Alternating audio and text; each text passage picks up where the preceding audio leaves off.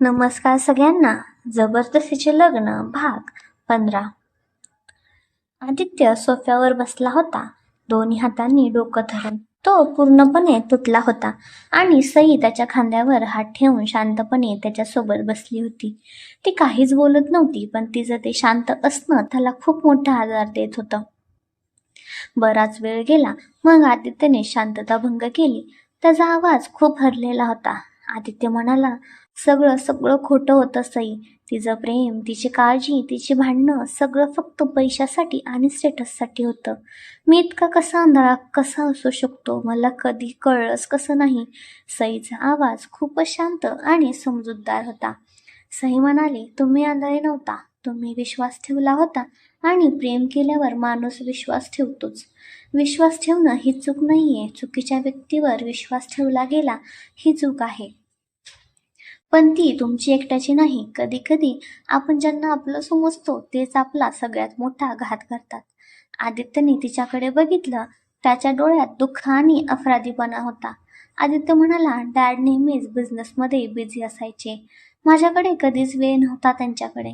आणि आई आई आई गेल्यावर तर घरात कोणी बोलायला पण नव्हतं. खूप एकटेपणा होता. मग रिया आली आणि मला वाटलं की मला कोणीतरी मिळालंय, जे मला समजतंय, जे माझी काळजी करताय. पण ते पण एक खोटंच होतं. त्याने आज पहिल्यांदाच तिच्यासमोर आपलं मन मोकळं केलं होतं. त्याने त्याच्या एकटेपणाची कबुली दिली होती. सई म्हणाली, काही नाती खोटी असतात, पण सगळीच नाही. ती रात्र खूप लांब होती. ते दोघेही खूप वेळ बोलत होते. तो बोलत होता आणि ती ऐकत होती. सई म्हणाली, आता खूप रात्र झाली आहे, तुम्ही जाऊन आराम करा. तुम्ही खूप थकला आहात. आदित्यने तिच्याकडे बघितलं.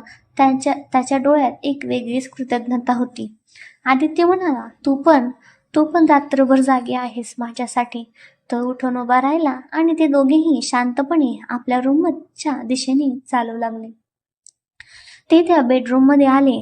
त्या दोघांनीही बेडकडे बघितलं, जिथे अजूनही सईने बनवलेली ती उशाची भिंत तशीच होती.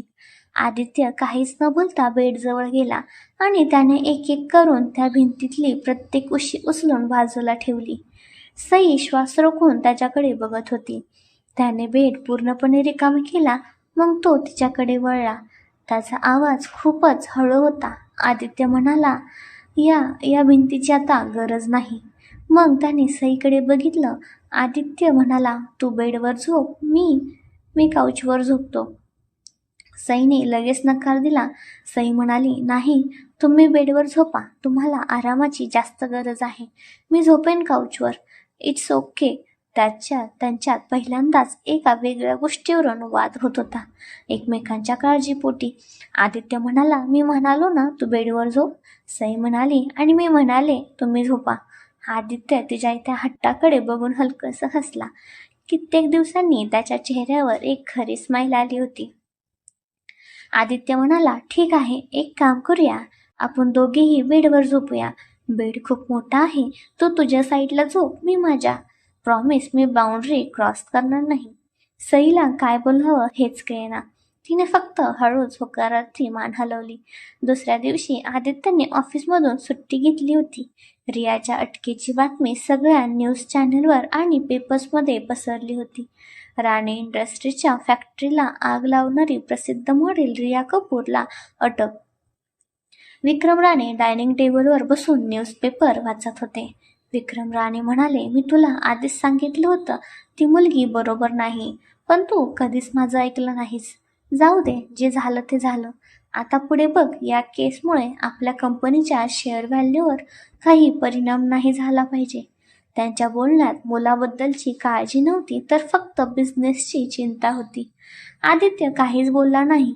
तो शांतपणे उठून आपल्या रूममध्ये निघून गेला. तो दिवसभर आपल्या रूममध्येच होता, शांत, हरलेला. सईने त्याला अजिबात डिस्टर्ब केलं नाही. तिने शांतपणे त्याच्यासाठी कॉफी नेली, जेवण नेलं. ती काहीच बोलत नव्हती, पण तिचं ते असणंच त्याला धीर देत होतं. संध्याकाळी तो बाल्कनीमध्ये उभा राहून बाहेर बघत होता. आदित्य म्हणाला, कधी कधी वाटतं या जगात कोणतंच नातं खरं नसतं. सगळी नाती फक्त फायद्यासाठी असतात. सई त्याच्या बाजूला येऊन उभी राहिली. सई म्हणाली, असं नाहीये. काही नाती खूप खरे आणि निस्वार्थ असतात. माझ्या आईबाबांचं बघा, त्यांचं नातं किती घट्ट आहे. ते खरं प्रेम आहे. आदित्यने तिच्याकडे बघितलं. तेवढ्यात सईचा फोन वाजला. तिच्या आईचा फोन होता. आदित्य तिथेच उभा होता. वैशाली म्हणाल्या, हॅलो बाळा, कशा आहेस? आम्ही न्यूजमध्ये बघितलं त्या रियाबद्दल. देवा, किती वाईट झालं. आदित्य जावई बापू ठीक आहेत ना? त्यांना खूप मोठा धक्का बसला असेल बिचारे. सईने आदित्यकडे बघितलं. सई म्हणाली, हो आई, ते ठीक आहेत. मी आहे त्यांच्यासोबत. वैशाली म्हणाल्या, हो बाळा, तूच सांभाळ त्यांना आता. त्यांना तुझी खूप गरज आहे. सईला काय बोलावे हेच कळेना. तिने सहजच विचारलं. सई म्हणाली, आई, तुम्हाला त्यांच्याशी बोलायचंय? आदित्यने आश्चर्याने तिच्याकडे बघितलं.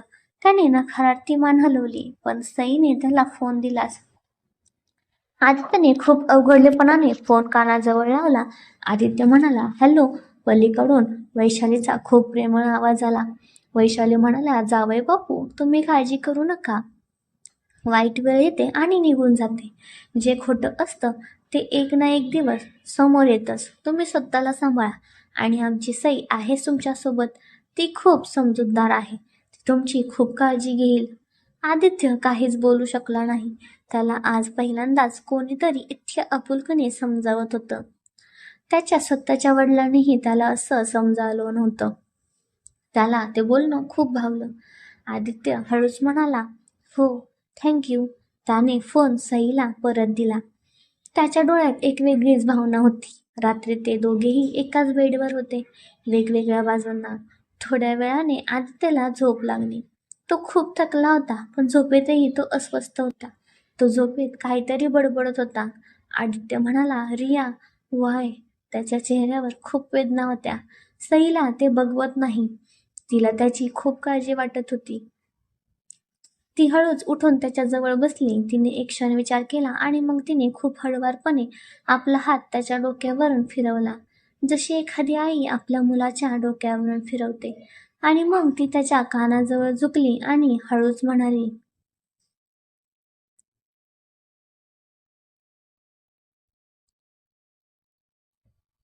सई म्हणाली, इट्स ओके आदित्य, मी आहे इथे.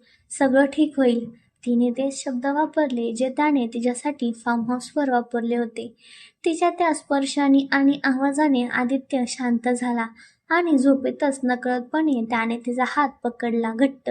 जणू काही तो त्याचा एकमेव आधार होता. सईने आपला हात सोडवला नाही. ती रात्रभर तशीच त्याच्याजवळ बसून राहिली, त्याचा हात आपल्या हातात घेऊन, त्याच्या चेहऱ्यावरचा त्या शांत भावाकडे बघत. तिच्या मनात त्याच्याबद्दलचा तिरस्कार आता पूर्णपणे नाहीसा झाला होता. सकाळ झाली. खिडकीतून येणाऱ्या सूर्यकिरणांनी सईला जाग आली. तिने डोळे उघडले आणि तिला जाणवलं की ती अजूनही तशीच बसून आहे आणि आदित्याचा हात तिच्या हातात शांतपणे विसवला आहे. ती रात्रभर तशीच बसून होती. त्याला जराही डिस्टर्ब होऊ नये म्हणून तिने हळूच त्याच्याकडे बघितलं. तो शांत झोपला होता. त्याच्या चेहऱ्यावर कालच्या दिवसाचा ताण नव्हता, एक निरागस शांतता होती. तेवढ्यात त्याला जाग आली. त्याने डोळे उघडले आणि समोर बसलेल्या सईला बघितलं आणि मग त्याचं लक्ष त्यांच्या जुळलेल्या हातांकडे गेलं. तो प्रचंड उघडला. त्याने पटकन आपला हात मागे घेतला आणि तो उठून बसला. त्याला काय बोलावे हेच कळत नव्हतं. तो त्याच्याच नजरेत चोर बनला होता. काल रात्री तो तिच्यासमोर तुटला होता, कमजोर पडला होता. सई मात्र खूपच सहजपणे बोलली. सई म्हणाली, गुड मॉर्निंग. आदित्यने तिच्याकडे न बघताच उत्तर दिलं. आदित्य म्हणाला, गुड मॉर्निंग. सई म्हणाली, तुम्ही ठीक आहात का? आदित्य म्हणाला, हो, बेटर. तो उठून उभा राहिला. त्याला तिच्या नजरेला समोर जायची हिंमत होत नव्हती. आदित्य म्हणाला, थँक्यू काल रात्रीसाठी. सईच्या चेहऱ्यावर एक स्माईल आली. सई म्हणाली, त्याची काही गरज नाही. ब्रेकफास्टच्या टेबलवर आज पहिल्यांदाच वातावरण हलकं फुलकं होतं.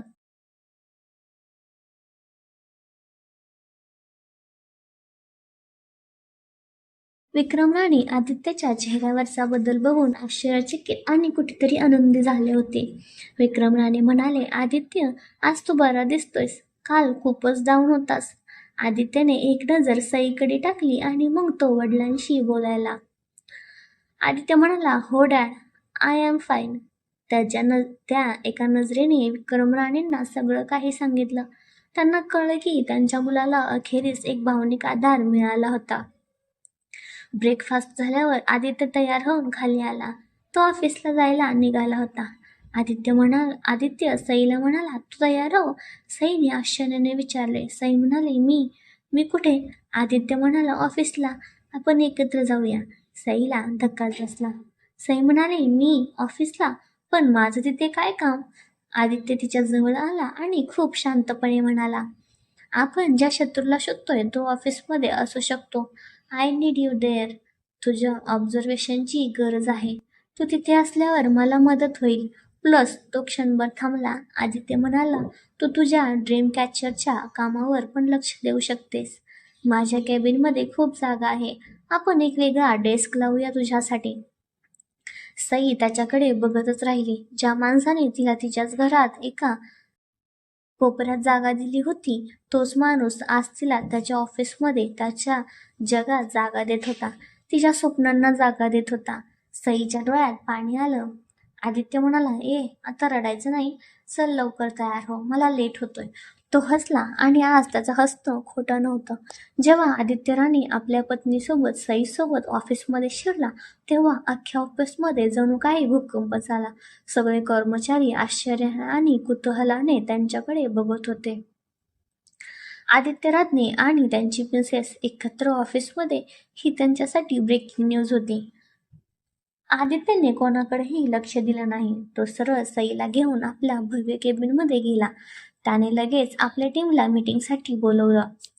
थोड्या वेळात त्याचे सगळे हेड ऑफ डिपार्टमेंट कॅबिनमध्ये हजर होते. आदित्य म्हणाला, एव्हरीवन, मीट माय वाईफ, मिसेस सई आदित्य राणे. सगळ्यांनी तिला नमस्कार केला. आदित्य म्हणाला, आजपासून त्या इथेच माझ्यासोबत काम करतील. She will be handling some special projects.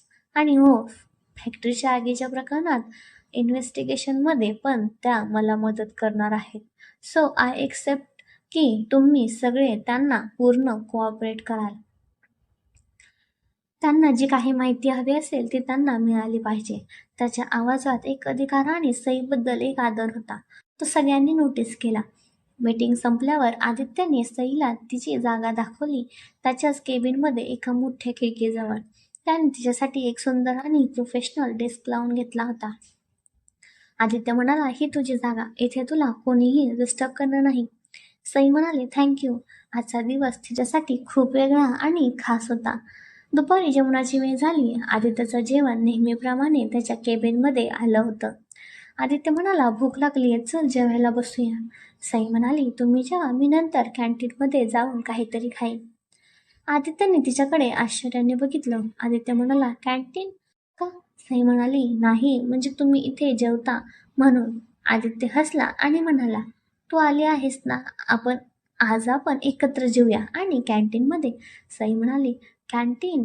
तुम्ही कॅन्टीनमध्ये जेवता? आदित्य म्हणाला, का? सीईओने कॅन्टीनमध्ये जेवू नये असा काही रूल आहे का तुझ्या पुस्तकात? चल. तो तिचा हात धरून तिला ऑफिसच्या एक्झिक्युटिव्ह कॅन्टीनमध्ये घेऊन आला. सगळ्या ऑफिसच्या नजरा त्यांच्यावर होत्या. ते एका टेबलवर बसले. ते त्यांचं पहिलं लंच डेट होतं. ते कामाबद्दल बोलत होते, ऑफिसमधल्या लोकांबद्दल बोलत होते. त्यांच्यात एक खूपच सहज आणि नॉर्मल संवाद होत होता. सईला आज पहिल्यांदाच आदित्य राणे नावाच्या माणसाची एक वेगळी प्रोफेशनल बाजू बघायला मिळत होती, जी खूपच आकर्षक होती. संध्याकाळ झाली. ते दोघेही आपलं काम संपवून घरी जायला निघाले. ते दिवसभर एकत्र होते, पण त्यांच्यात एकदाही भांडण झालं नाही. ते आदित्यच्या केबिनमधून बाहेर पडत होते. तेवढ्यात आदित्यची सेक्रेटरी दिवसाची शेवटची असलेली पोस्ट घेऊन आली. त्यात सगळी बिझनेसची पत्र होती, पण त्या सगळ्यामध्ये एक वेगळं साधं पाकिट होतं. त्यावर कोणताही पत्ता किंवा नाव नव्हतं. फक्त हाताने आदित्य राणे असं लिहिलेलं होतं. आदित्य म्हणाला, हे काय आहे? त्याने ते पाकिट घेतलं. त्याला ते थोडं विचित्र वाटलं. त्याने ते तिथेच उघडलं. त्याच्या हातमध्ये एक दुमडलेला कागद होता.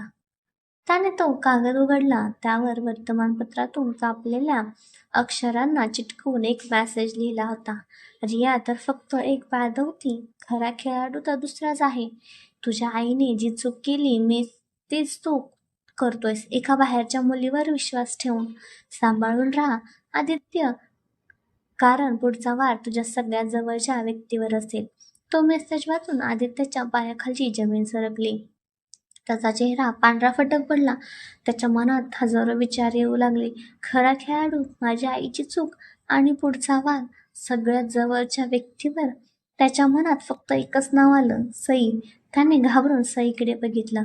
ती आपली सामान बॅगेत भरत होती. तिच्या चेहऱ्यावर एक शांतता होती, एक आनंद होता. तिला या धोक्याची काहीच कल्पना नव्हती. आदित्य मनात पहिल्यांदाच एक प्रचंड भीती निर्माण झाली. ती भीती बिझनेस बुडण्याची नव्हती, ती भीती स्वतःच्या जीवाची नव्हती, ती भीती सईला गमावण्याची होती. त्याचा शत्रू अजूनही बाहेर होता आणि तो आता सईला टार्गेट करणार होता. त्यांच्या प्रेमाची कहाणी सुरू होण्याआधीच त्यावर एका मोठ्या संकटाचं सावट आलं होतं. पुढचा वार तुझ्या सगळ्यात जवळच्या व्यक्तीवर असेल. हे शब्द आदित्यच्या डोक्यात हातोड्यासारखे आदळत होते. त्याची सगळ्यात जवळची व्यक्ती आता ती सई होती, ज्या मुलीला तो काही महिन्यापूर्वी तोडण्याचा प्रयत्न करत होता. आज तिच्या जीवाला असलेल्या धोक्याच्या कल्पनेनेच त्याचा जीव घाबरत होता.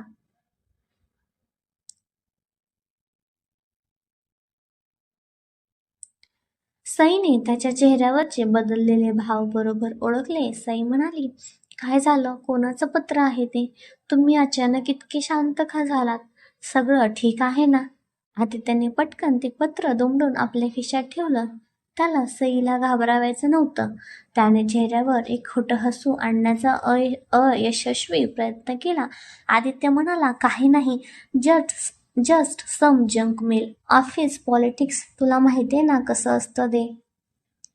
तू लक्ष नको देऊ.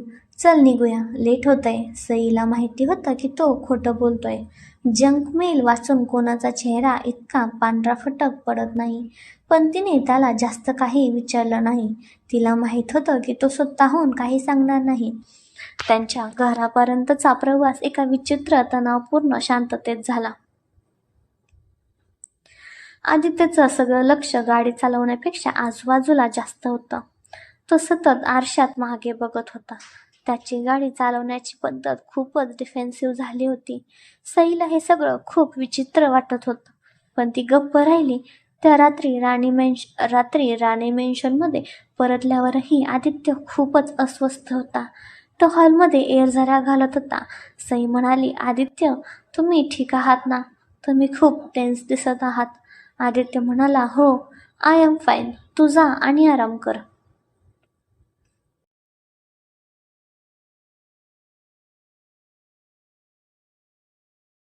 पण तो स्वतः झोपला नाही. सई तिच्या रूममध्ये गेली, पण तिचं सगळं लक्ष त्याच्यावर होतं. मध्यरात्री जेव्हा तिला वाटलं की सगळे झोपले आहेत, तेव्हा तिने ऐकलं की आदित्य बाल्कनीमध्ये जाऊन कोणाशी तरी फोनवर बोलत होता. त्याचा आवाज खूपच गंभीर होता. आदित्य म्हणाला, करण, मला उद्या सकाळपर्यंत मिसेस राणे यांच्यासाठी बेस्ट पर्सनल सिक्युरिटी गार्डची टीम हवी आहे. 24 तास. ती घराबाहेर एकटी कुठेही जाणार नाही. अंडरस्टूड? सईला हे ऐकून धक्का बसला. सिक्युरिटी? पण का? तिच्यासाठी असं काय झालं होतं की त्याच्यासमोर जाऊन उभी राहिली? सई म्हणाली, तुम्ही इतके विचित्र का वागत आहात? काय झालंय? आदित्य, प्लीज मला सांगा, माझ्यासाठी सिक्युरिटी का? आदित्यने तिच्याकडे बघितलं. त्याच्या डोळ्यात तिच्यासाठी एक नवीन भावना होती, काळजी. आदित्य म्हणाला, काही नाही झालंय. तू फक्त मी सांगतोय तसं कर, प्लीज, माझ्यासाठी. त्याने प्लीज म्हटल्यावर सई पुढे काहीच बोलू शकली नाही.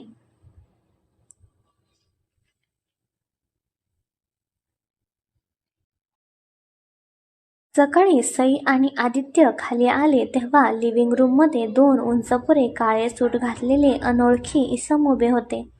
त्यांना बघून विक्रम राणेही थोडे आश्चर्यचकित झाले. विक्रम राणे म्हणाले, हे कोण आहेत?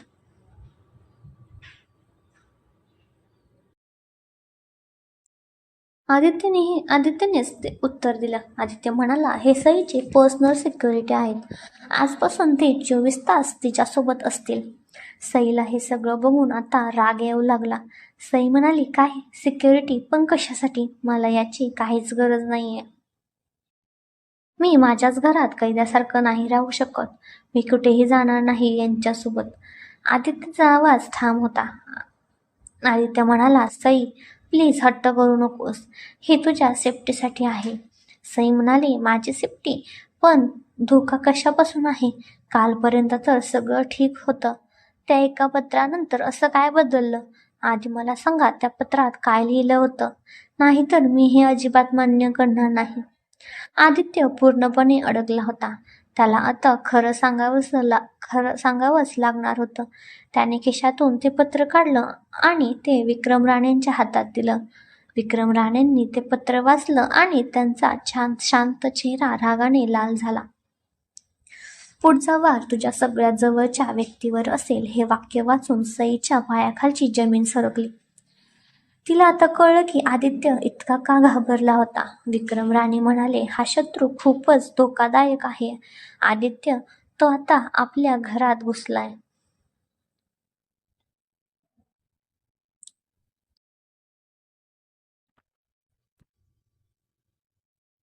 तू आपल्या पर्सनल आयुष्याबद्दल बोलतोय.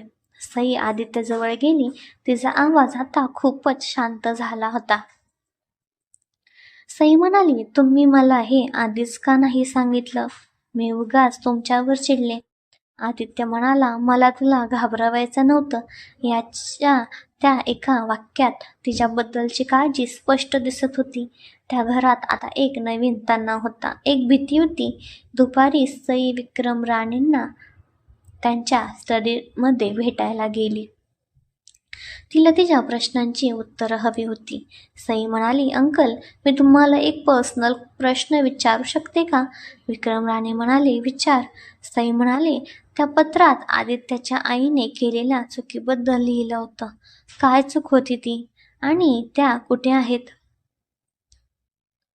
विक्रम राणेंनी एक दीर्घ श्वास घेतला. त्यांचा चेहरा जुन्या आठवणींनी भरून गेला. विक्रम राणे म्हणाले, अंजली. तिचं नाव अंजली होतं. त्यांच्या आवाजात एक वेदना होती.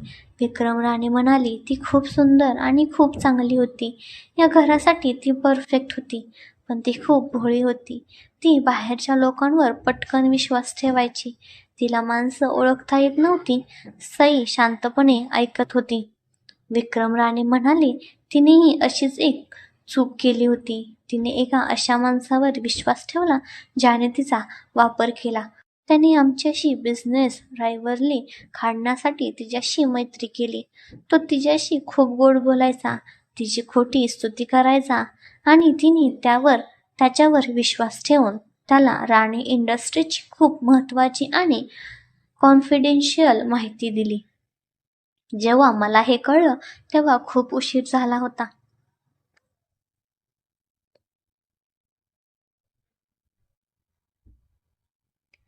आपल्या कंपनीचं करोडोंचं नुकसान झालं होतं.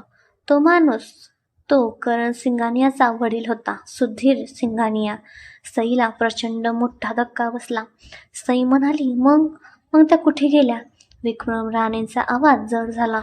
विक्रम राणे म्हणाले, त्या अपमानाने आणि अपराधीपणाच्या भावनेने ती इतकी तुटली की तिने आम्हाला सोडून जाण्याचा निर्णय घेतला. एका रात्री ती कोणालाही काहीही न सांगता निघून गेली आणि परत कधीच आली नाही. आदित्य तेव्हा फक्त 10 वर्षाचा होता. सईला आता कळत होतं की आदित्यच्या मनात स्त्रियाबद्दल आणि विश्वासाबद्दल इतका राग का आहे. त्याने त्याच्या लहानपणी त्याच्या आईला गमावलं होतं, एका विश्वासघातामुळे. आदित्य फोनवर सिक्युरिटीच्या लोकांना सूचना देत होता. तो खूपच अस्वस्थ होता. सई त्याच्याजवळ गेली. तिने त्याच्या हातातून फोन घेतला आणि कट केला.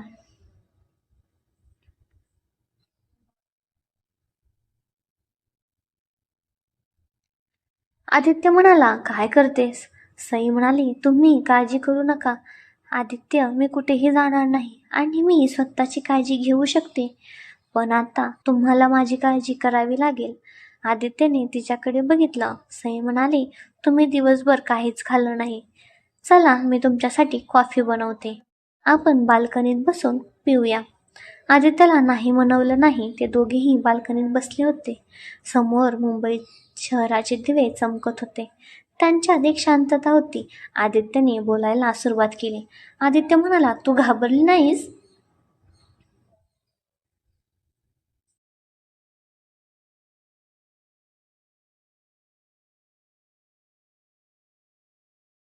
सईने त्याच्याकडे बघितलं. तिच्या डोळ्यात एक नवीन आत्मविश्वास होता.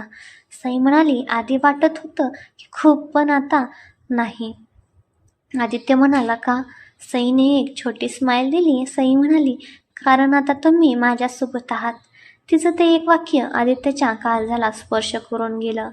ज्या मुलीवर तो कधीच विश्वास ठेवणार नव्हता, आज तीच मुलगी त्याच्यावर डोळे झाकून विश्वास ठेवत होती. त्या धोक्याच्या जाणीवेने, त्या संकटाने त्या दोघांनाही नकळतपणे खूप जवळ आणलं होतं. तुम्हाला हा भाग कसा वाटला कमेंट करून नक्की सांगा आणि व्हिडिओला लाईक सबस्क्राईब करायला विसरू नका. उद्या भेटूया पुढच्या भागात.